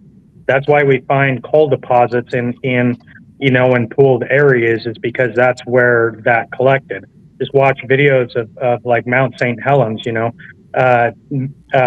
biological mats will congregate together by attracting to each other after the death, and that's what I've seen, in the places in Carbon County and Price, and with dinosaur bones there, that it's the same thing. It's like a jumbled mess of bones, and you go through all these different areas spread out that dead things have been collecting and then buried into sedimentation. So whatever each one individually is, it all follows the same pattern. I mean, if anything, if there aren't any prehistoric, I put that in quotes or whatever, fossils out there, I mean, it shows that it doesn't take millions and millions of years for things to fossilize. If they're standard and modern fossils of things that do exist today, I mean, yeah, we find many evidences of things that are fossilized or petrified in a very, very short time. Whereas, in the early years, we're told by scientists that these processes take millions of years. Going back to Mount St. Helens, the same thing. Look how much that canyon got carved out in, and I think it was 9 hours to be specific. Whereas scientists before the witness of that claim that to create a canyon like that would take millions of years, and then here comes an actual event that showed that it only took 9 hours to do something that scientists claim through erosion should take millions of years. And so we see that all over the place with fossilization and different sedimentation. One of the things that I just want to add to it, that's something I want to talk about either on my Facebook or on this video sometime, is the lime that is found in like sandstones, right? I did, growing up doing concrete for my dad, lime is a factor in concrete, especially in the winter seasons, because you want to be able to make the concrete workable. And so you will add lime to concrete in order to make it, take it to where you can process it or slow the sedimentation, like the concrete, the cure. You'll add lime to it, and so it makes it more like a better way to be able to control it, and that way you can finish the concrete in the manner that you want it to. And lime plays a critical role in that. And so we find in these sedimentation layers that even these fossils are in there, lime is present. Lime is equally distributed in these layers that helps in the fossilization and the control of sedimentary layers that are encapsulating these fossil bones that we find. Traditional geological explanations and their interpretations of geological columns can't account for the even distribution of lime in these sediments. It just doesn't work. And the other thing with lime is for every molecule of limestone that is created, carbon dioxide is emitted into the air. And so when things are fossilized, like through lime sandstone, it does attract the lime back into it. It's like an absorber. So these processes can speed up and give the proper cure to fossilization of bones. We don't really find much fossilization of things today compared to the way it was before, but the one fact remains: 100% of every fossil that is ever found has been found in solidified mud. Not depositation of loose soil. If you don't have the lime, it won't produce. So I don't want to get too much on a soundtrack. Seems like I might be veering off a little bit, but my point with all of these is that there's processes that are better explained by young Earth that do fit scientific models, whereas the old Earth just doesn't quite work. I got a question for anyone that wants to take it. Let me see, I should have it in top. Okay, so this is the structure of the bones of birds. I thought that was Swiss cheese.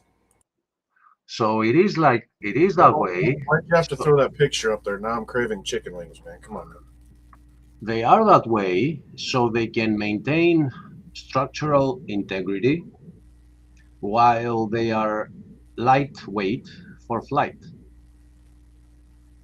So where exactly do you guys think that started happening in dinosaurs? Like, did they start flying first and they were heavy?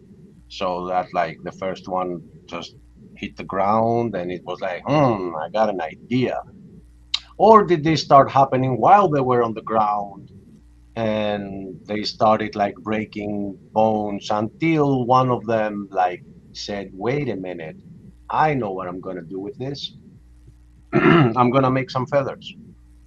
So it's gonna take like some generations, but I think it's a good idea. Yeah, but how did the wings evolve the perfect position on the body of a bird to give it perfect stable flight? Because if you slide those wings forward or backwards amongst the vertebrae or just the overall position on the bird, its flight is going to become unstable. For a flying object to be perfectly stable, the center of lift needs to be just behind its overall center of mass. If it's forward of the center of mass, it will crash and burn or pull straight up every single time. There's no way they will be able to get stable flight, and we see them all the time just perfectly flying through the air. How did it figure out to get that perfect stable flight and that perfect position on its back? Well, and this is just one of those evidences I talk about. When you zoom out, yeah, it's easy to say, oh, dinosaurs, and evolved into birds and that. Here we are looking at a structure that had to have been designed and completed before flight was possible.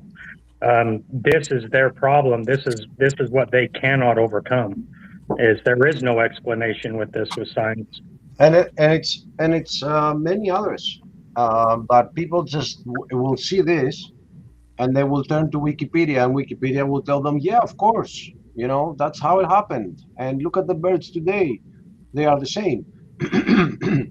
I have also some clips from the Jurassic Park first movie, but although the whole discussion taking place there is very revealing, we're on YouTube, and I can't play the whole thing.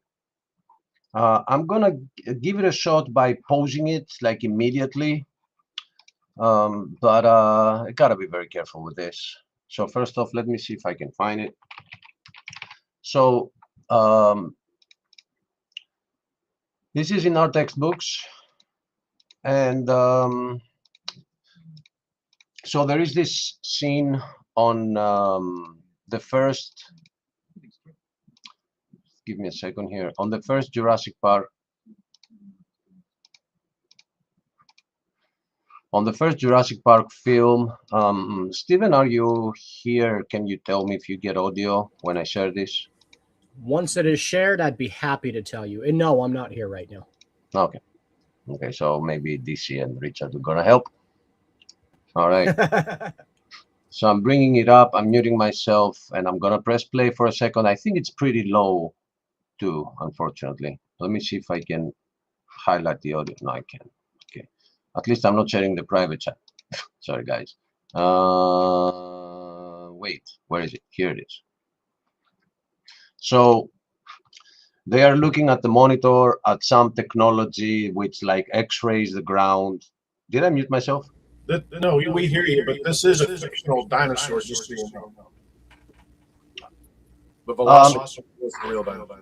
And the Velociraptor is a fictional dinosaur by itself. But funny that they know the pose that we find them in, that we talked about with Kent Hovind, right? Yeah. With the head looking up and their mouth being open, right? So listen to what this guy says. This guy, you know, the main actor. So listen to this.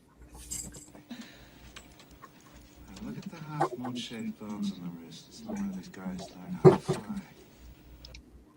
Do you hear that? Barely, it's pretty quiet. I know it is, but what can I do to the audio of it? Let me see if I can turn it. Audio track options. Yeah, I'll do 50%. Go ahead. Got it in for me. And look at the half-moon-shaped bones on the wrists. Still kind of These quiet. guys learn how to fly. He said one of these guys is learning how to fly. And he looks like so impressed with what he's seeing right now. So people will start laughing. No, seriously. Well, maybe dinosaurs have more in common with present-day birds than they do with reptiles. And now he will start like pointing out some similarities, like the hip, which is backwards, which is on this dinosaur, which is fake. Plus, I don't know enough, but I've heard people say that this just doesn't happen. Like, how did it start happening to change and turn the hip backwards? Like, did both legs do that? Like, there was one baby that was the weird baby and was different. Why did that one mate? What other mate chose that one with backwards hips? The pubic bone turned backward, just like a bird. Look at the vertebrae, full of air sacs and hollows, just like... Yeah, but look at the bones. They're not hollow. So the whole film is full propaganda. Now, this child here says, I don't believe that. And he starts talking about how dangerous the velociraptors were. He makes the comparison of a chicken, I think, with a dinosaur. More like a 6-foot turkey. More like a six-foot turkey. So now he's gonna scare the child with how dangerous the velociraptors were, and that's it with propaganda. It's like they don't talk about it further. They will just throw it there, and then they're gonna scare us like, yeah, but you know how serious they were? They could like gut you, and they're not a turkey. They're like dangerous turkeys, and they planted the seed, and they're very smart, and they know why they're using a child too. They're focusing on the part of your brain that can take this. They're turning you into a child, getting educated by him being supposedly a paleontologist. But yeah, you know. So just one small clip about a movie that was out way before we have CGI, and the propaganda was already there. If you want to see a lot more of that propaganda, just look at the recent one. Like, it doesn't stop. They just keep pushing that they evolved into birds, and science disproves that. But they are saying, well, science proves it. Why are you guys against science? What do you have against science, you Christians? You hate science. No, we Nothing. love it. Yes. You don't care for science. So thoughts? Pseudoscience and false science and lies that we're against. It's trying to teach a theory that fulfills your worldview. You know, you can't get the answers that you want, so you have to send it in a different direction. Evolution is a very, very well thought out theory, but it's been unproven, and it's not physically possible for life to create itself. But that was yesterday's topic. We're going on dinosaurs today, I guess, right? Yeah, but it's all interlinked. Like, it doesn't matter where you decide to pick up a magnifying glass and focus on. It just that science disproves every single step. Yesterday we did focus a bit on cosmology, on the Big Bang, on the first version, on the first part of the evolutionary theory, aka how we got here without a God. That's what it is. We focus there. Now we're like focusing on dinosaurs, but if you want to focus somewhere else, go ahead. I don't mind. Well, Science I just want to disproves all I of want it. to point out, just look how easy it is for them to establish their facts.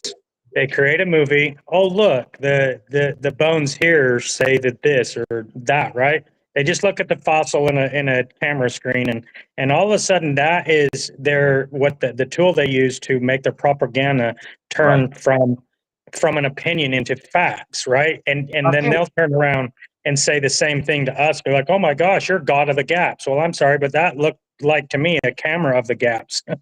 You know, you can Right. zoom in bones and just make up whatever you want with no processes to prove that that is actually true.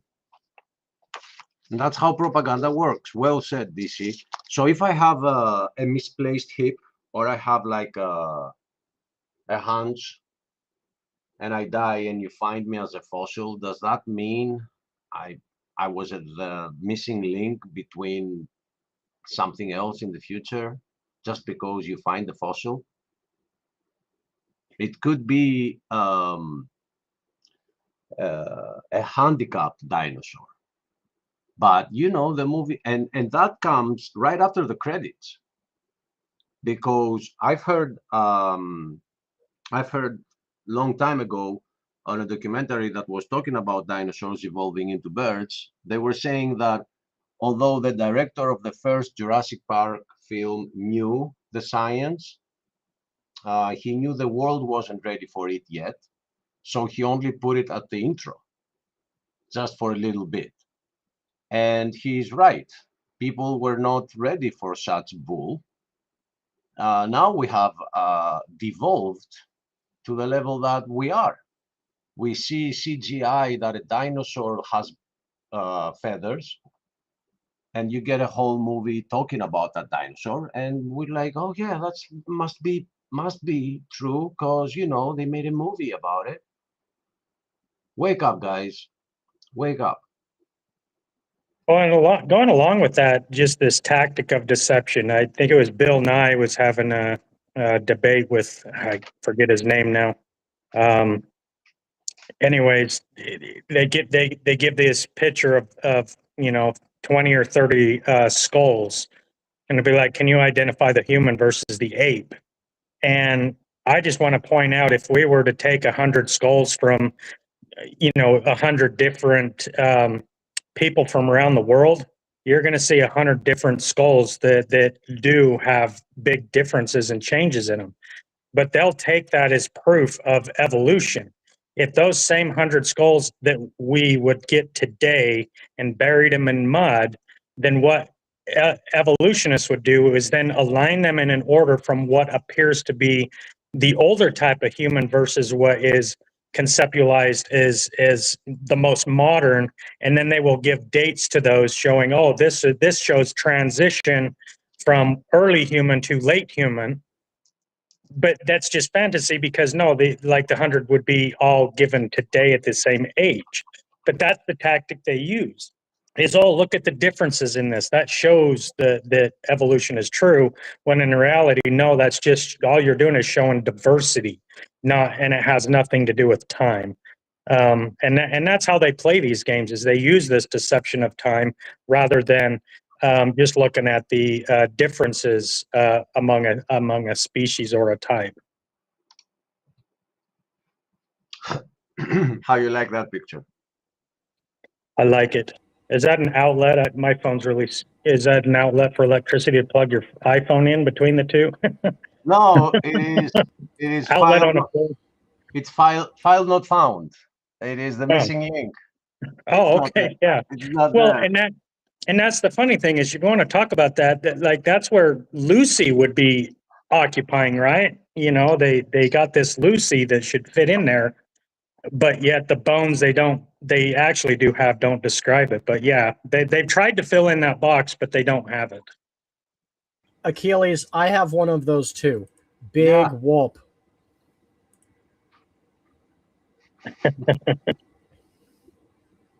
And as you can see, all of us here tonight are on here. So You got me hunched over. I don't have scoliosis. What's going on now? Well, we had to pose. We had to pose for the image, guys. I love how you're trying to crouch there, Richard. I thought you just came out of the Taco Bell, so it might explain something different. Well, I was just gonna say, I was like, if I eat tacos the night before, the guy following me, he's gonna have a bad day. That's how you walk, huh? When you have tacos last night. That is a Taco Bell walk if I ever saw one.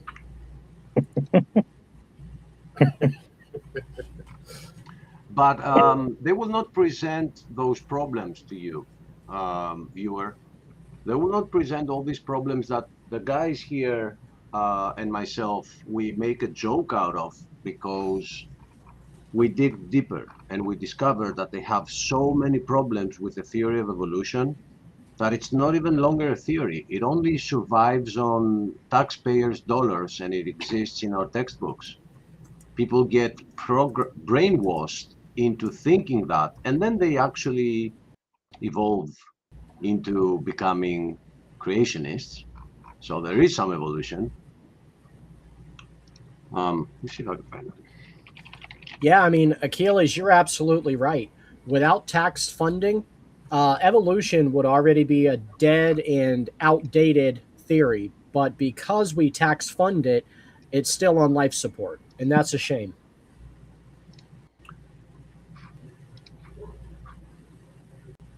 I found a picture I wanted to find. I found it. I was doing a little bit of research since one of the audience members brought up terror bursts. I didn't know what they were. And I'm seeing a lot of similarities between them and ostriches and emus. So I honestly think it was just another form of large flightless bird. I'm thinking there's a bird that is exactly like the two you just mentioned, Rich. And at one point, England even went to war with them and lost. These birds kicked the British Army's butt, not once, but I think twice. And I believe they once lived in Australia, if I'm not wrong. And that's, in my opinion, most likely what the terror bird was. I don't remember the name of them, though. Yeah, I mean, I don't know anything about it. I'm just doing a brief search here. I'm wondering how they know that it was strictly a carnivorous a bird. I mean, I'm beginning my research here, of course, and I don't see any fossils that talk about them finding, other mammals or other creatures, within the fossil that they found. And I know ostriches and emus, will eat grubs and various worms and bugs, insects, and too, along with vegetarian. I mean, I don't know how you can know what their diet was from finding bones in the dirt. I would like to address a question here.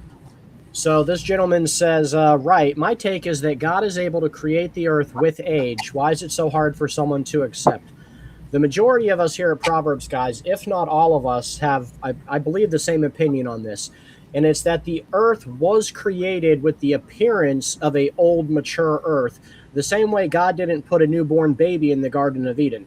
He made Adam as a fully developed, functioning man, and he did the same with the planets and Earth, and that's my opinion. You guys are welcome to correct it if you disagree. Brother I would DC is sitting here, and he is really good at carbon dating and stuff like that to explain that, right? Yeah, and that's actually exactly what I wanted to use, right? We're told that the Earth is billions and millions of years because of radiometric dating, and radiometric dating is a proven fact because we know the exact rate of decay of isotopes. Now, for those of you that don't know what an isotope is, carbon-12 is not an isotope. It has 6 electrons, 6 neutrons, which makes it a stable element. And so it doesn't decay to give us anything to count for parent-daughter atoms. Carbon-14 is basically the same, but it's crammed in 2 extra neutrons. So it has 8 neutrons versus 6 electrons, and so it makes it unstable, which causes a higher rate of decay. And so in using that type of thing with not which is carbon-14, but radiometric dating through isotopes of rate of decays, I posted on my Facebook I think it was this morning, maybe last night, but I posted about 200 years ago. I'm currently in Hawaii, and just south of me is Kilauea. And 200 years ago, slightly less than 200 years, but we're just rounding it to 200 years ago, that lava that came out of Kilauea erupted, and then it descended into the ocean in its creation.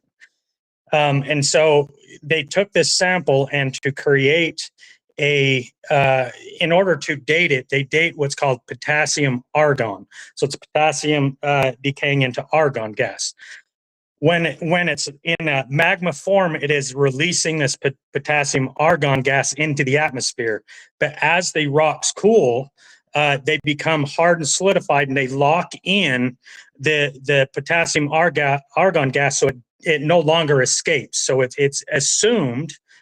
Pay attention to the word assumed, because it's assumed that because it's locked in there, that it's now a closed system, which means there's no more parent atoms or daughter atoms that can be injected into it. So it's considered an extremely reliable source when it comes to dating the rate of decay. As soon as it's closed source, they start decaying from parent atoms into daughter atoms, right? What the problem they have is, depending on the atmospheric pressure, can determine how many of these potassium argon gases are trapped within. And so they were studying this, and they took and put these samples into a machine, and it was giving back dates of 22 million years ago was when these rocks were formed. But we know that their rock age was less than 200. So that's 110,000 times per unit off than actual. So for every year that rock was sitting on Kilauea down in the ocean, 110,000 years has passed based off the radiometric dating that's supposed to be solid as proof. And so they recognize that all of us, that this is a massive problem. So when we're as young Earth creationists are saying, no, the age of the Earth, is not that old, 6,000 years, right? If you're off by 110,000 units per year on one of the best methods to date this, how far off do you think we'll be at 6,000 years ago? The numbers become fitting right into the age of the Earth as being millions and billions of years, just simply because you're not radiometric dating is not dating time. It's just all you're doing is finding out a ratio between parent and daughter atoms. It's not telling time, and we know that because case after case after case after case, every time you test anything of a known rock age, like Mount St. Helens is another one, right? The dates never align with anything of known ages. There isn't one sample on Earth today that is ever matched to a known rock age. It's always the Mount St. Helens eruption in 1980, they took rock samples in 1986, and at the bottom end, because it's always a spectrum, but you'll never hear it a spectrum by these people. Yeah, Is but it always a spectrum? DC. So yes, Yeah. But do you see what happened here? On the show on dinosaurs, they bring up meteorites, right? And they will bring right. up carbon dating. So on the show on carbon dating, they will bring up the fossils. On the show with the fossils, they will bring up geology, and you just don't catch them. Why can't they address the issues we're bringing up? Tell Yeah, they us don't want to. how the dinosaur evolved those hollow bones that have the structure to maintain the integrity. How did that happen? How does your imagination tell you it happened? With By, billions, millions of years. I know. by I the know. way, DC, are you still up for the debate? Big Bad Mama was interested in debating some of the Proverbs guys. So I accepted the debate, but told him I needed about a month to brush up. But I know then right after that, you said you would be itching to get in a debate with him. So if we can make that happen, are you still willing? Yeah, I'll debate. You know, All right. Big Bad Mama, we'll do it on multiple channels. We'll have Robin host and somebody else who's, a friendly, neutral host, and we'll let you get the Candy Smackdown live. That would be great. Hey, anytime he wants to do cosmology and the Big Bang, count me in. Oh, they won't go to any of the ones that are like really quick to push them down. So they're not going to go to origins or cosmology. They will Yeah, stay away from those at all cost. those are Yeah, kind you of know why? Because there are so many hundreds of thousands of places on the earth, and if you don't know about one of them, they think they pulled a gotcha on you, you know? By right? the way, by the way, guys, did you catch the new name yet? It's Big Baloney Baby. Just I for don't know those what that they're know. I don't know what they're calling it, but I do know that it is a cosmic sneeze. We did come up with that theory. Rich, you keep wanting to get in here, man. You go ahead. I'm sorry. Go ahead. Yeah, my bad too. Oh no, I wasn't going to get in there. I'm actually distracted on something with my dogs right now.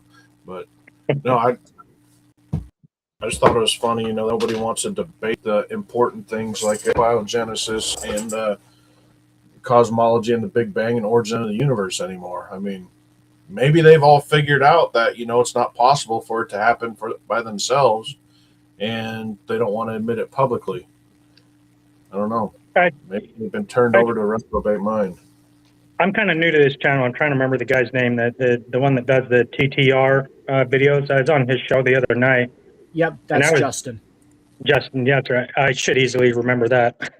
I brought up that I was kind of shocked when I found out that evolutionists don't consider abiogenesis part of evolution. And he Right? pointed out that they adjusted Wikipedia to change it because it used to be a part of it. Now they're trying to change the language to distance themselves from abiogenesis because we do have proof of microevolution, right? Just an adaptation through mutation. And we see that, like even cats, right? That's an adaptation through mutation, you could say. We know that certain things evolves, but they always stay within their kind. A cat is always going to be a cat, whether it's really big or really small, right? So that's an adaptation of evolution. They want to blur the lines between abiogenesis and this, and they want to claim that evolution is fact. And what they're meaning is, this part of evolution is proven true. And then they want to distance themselves from abiogenesis to go from non-life to life. And so it's hard to pin down anyone that wants to have a discussion of this evolutionary leap from chemicals to all of a sudden, complex designs. They don't want to have that discussion because they're distancing themselves from it because it is problematic and they don't have answers. So, And they're willing to admit it, so change the textbook so they don't look stupid, kind of thing. Yep. Yeah. Are you guys talking about how they changed it from the Big Bang being a big explosion to just now it's a rapid expansion? Yeah, well, that's their tactic. And to be fair and honest, right? We as creationists will come up with a theory of being able to explain stuff, but then as evidence, comes along, we do have to adjust it because no one on either side ever witnessed the past. But our argument is that we can explain things better by God and through intelligent design, and that these methods that are billions of years in evolution from non-life to life, abiogenesis, and then leap from kind to kind, just doesn't answer the question when we're standing firm on the same type of theory, even if we have to slightly adjust if the data gives us a little bit different view. But our argument is, if you're presented with the two, which one makes the most logical sense, and that's where we stand is the young Earth creationist makes a lot more logical sense. And that in these complex designs and structures that we see, whether it's dinosaurs, and the different kinds, going from one type to another, it has an intelligent designer and a creator before them. It comes down to God. We as young Earth creationists make the claim that all of our creation is created by an intelligent designer. There is obviously an architect behind all things, and science is trying to answer that. Their problem is, where does the information come from?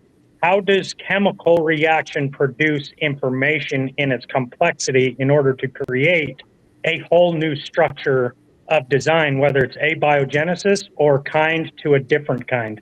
Can you make out of a T-Rex, can you make a dog? And that's the claim that they're making. But the problem is the information is needed before it can be produced. So if that's the case, where does the information come from? And that is the answer that they cannot and never will be able to answer, because that is only provided by God. And that's our statement and our argument.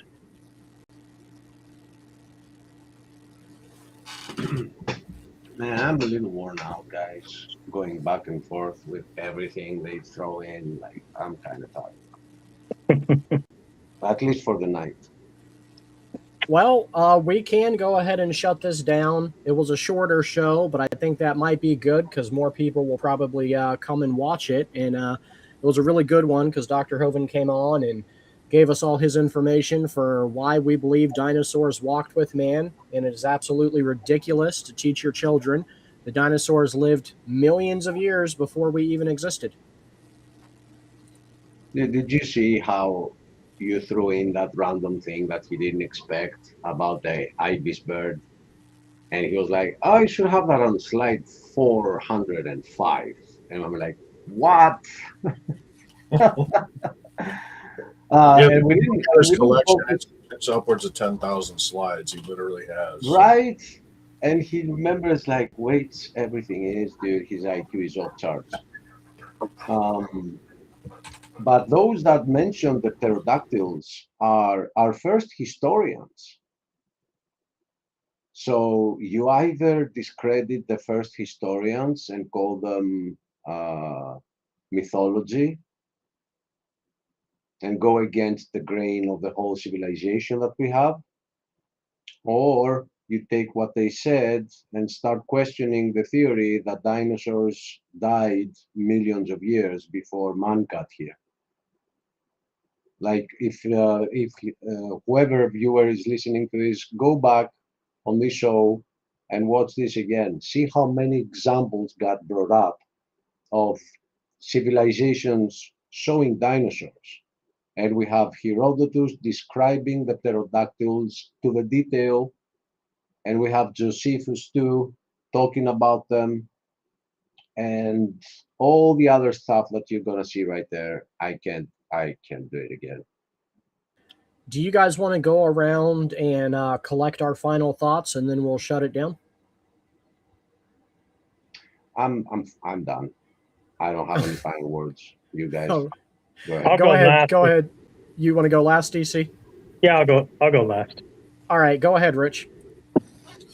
Well, just like everything, I mean, they have a worldview because they've been deceived by the enemy.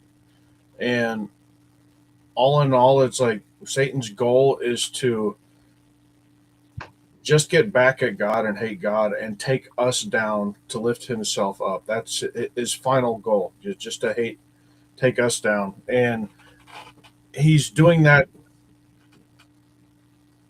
to young people. He's doing that to our youth, and we need to learn how to fight back. I mean, this whole evolution theory and self-creating universe theory, from the origin of time, space, and matter to the origin of life, has been very cleverly disguised, where the average intellectual pick it up and read a book. And in the school system, they're being psychologically manipulated to believe that, and not given the opportunity to question whether or not it is wrong.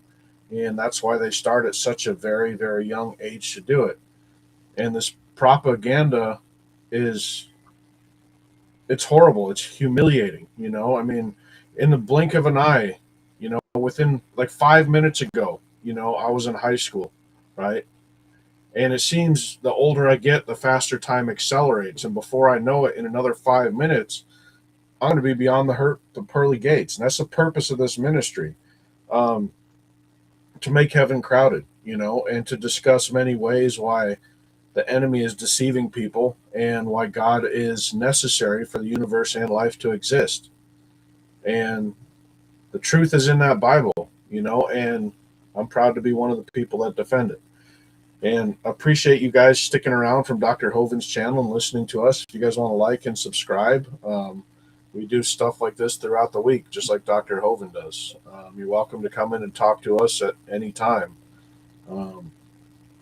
Thanks for tuning in. Appreciate it. Amen to what you said, Rich. I'm honored to be part of defending our Bible from Satan. It's an honor. It's a privilege. All right, so my final statement. You know what they say. Fool me once, strike one. But fool me twice, strike three. On a serious note, I do want to say that teaching your child evolution, that they were not created in the image of God and that they have no purpose and no future and no reason for living in the first place, is a form of child abuse. And if you're allowing your child to attend a public school, I understand sometimes people are put in the situation where that has to be the case, but it takes hardly no time at all to talk to them when they get home and explain to them that not everything they learn in public school is going to be true or even scientifically accurate. Please do not let your child fall victim to the child abuse that is evolution. Thank you. Amen. Thank you, guys. And I also want to just say thanks to all of you guys for inviting me and letting me be a part of your channel and to me be able to share the things that I've learned through my walk with God. So thank you for that.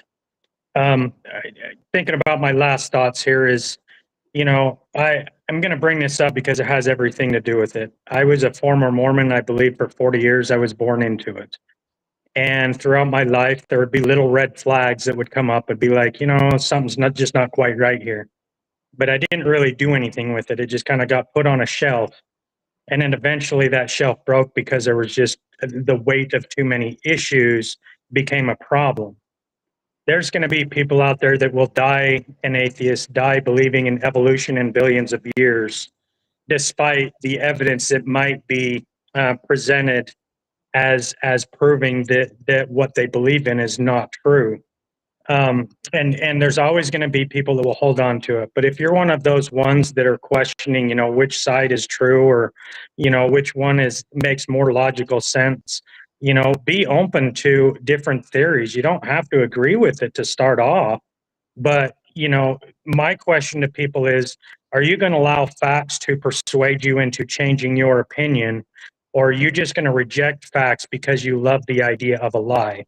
There's a lot of people right now that are going to die Mormons. But, for me, I couldn't be a part of that anymore because it was the volume of information that just made the shelf break. There's too much factual evidence that made it to the point where I can no longer believe in it because the facts outweigh the fantasy. And the problem is there's a lot of people that won't allow the facts to outweigh their fantasy of evolution just because they are holding on to the idea that the only way that all of this can happen is by pure chance and chemical reaction.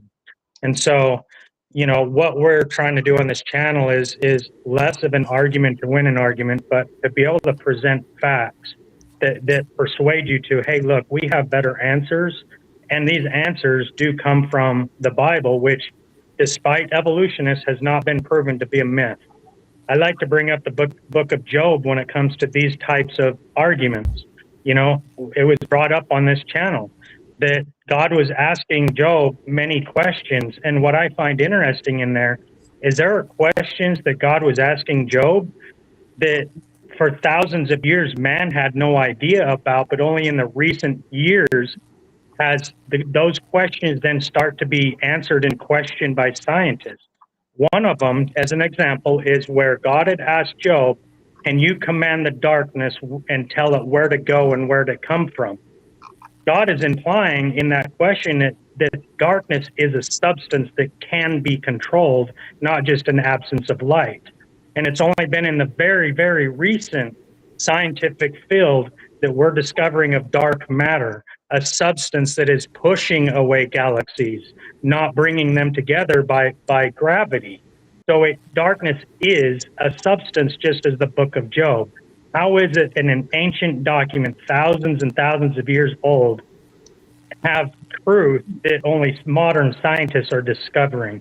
And that's the evidence that we're trying to support here and to get out to people to understand the Bible has better answers for things, and it hasn't changed for thousands of years. Science continues to change and evolve because they're looking for truth based off of a false premise. And so I just would like to just invite people to allow these facts to dictate where your belief takes you, instead of allowing your fantasy of holding on to something just because it sounds good. If I wanted to become anything, I would want to be, someone that believes that I can go and sin and do whatever I want, and no matter what I do, when I die, I'm going to be in a good place. That's easy. That's an easy fantasy. That takes no responsibility on my side. But I don't go there because the facts that is given doesn't yield that to be true. And so I personally have chose truth over fantasy, and that's where I stand, and that's where I love this channel, to be able to share what I've learned to hopefully lead others out of a fantasy and into truth. So with that, thank you guys all for showing up and watching the channel. I want to share one more thing because I think it's important. Since I guess, we have a bunch of new people watching this channel, I'd just like to bring up a point. Let me share a couple slides if you guys don't mind. So I want to explain why life can't create itself and why the evolution theory is propaganda. So this is the definition of the second law of thermodynamics. It states that all spontaneous processes in the universe tend towards increasing entropy, which is a measure of disorder or randomness. This means that systems naturally move from a state of order to a state of greater disorder. So here's just some examples. Here's grandma's house. You're right. You leave it alone, don't maintain it, it's going to fall apart. Same's true with this car, sitting in the junkyard, right? He doesn't seem too happy about it. So everything is bound by the second law of thermodynamics. The law doesn't change over time what placed it into a state of order in the first place. If everything tends towards disorder, it would have moved to disorder as soon as the Big Bang happened, and never would have become organized. Never would have become organized into life. If you can take any chemical composition you want, inorganic, and add energy to it, and it will not organize into new life. It has never been proven. And according to the second law of thermodynamics, it is not possible. This whole propaganda thing about life creating itself and over millions of years slowly evolving into that complex consciousness that is behind your eyeballs, that's propaganda. The truth is, in the beginning, God created the heaven and the earth. It didn't happen all by itself. It doesn't say God created the singularity and it expanded, from that singularity. I do have a lecture on that about 40 minutes long on my channel, Theories of Creation. I think I got it back here somewhere on Proverbs, guys, also. Feel free to check it out and watch it. I'll probably be doing it again here. But the science shows that God is necessary for God to exist, or physics shows that God is necessary for the universe and life to exist. Excuse me. But yeah, that being said, thank you guys for tuning in, and stick around. See y'all later. Let me pull up any other thoughts you have, DC, or I'm just gonna play this little clip here. You're good. Amazing grace, how sweet the sound that saved a wretch like me. I was lost, but now I'm found. Was blind, but now I see. 'Twas grace that taught my heart to fear, and grace my fears relieved. How precious did that grace appear, the hour I first believed. Through many dangers, toils and snares, I have